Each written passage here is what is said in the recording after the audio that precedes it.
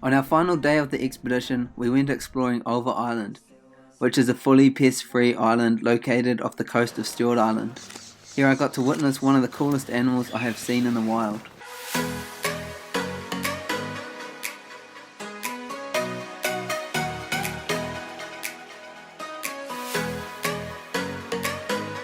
So yeah, here we are cruising through Ulva Island in the dirty old green bush. This place is loaded with birds just off the coast of Stewart Island. It's so cool.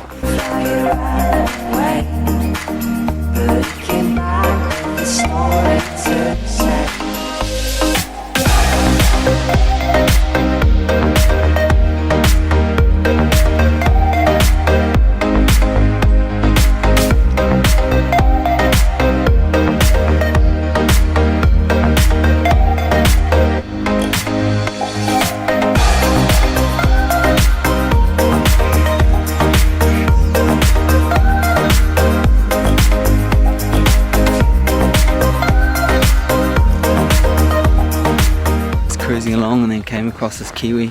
Wow, one of the coolest things to ever see in the wild. How good was that, bro? Just saw a kiwi. That was unbelievable, so cool.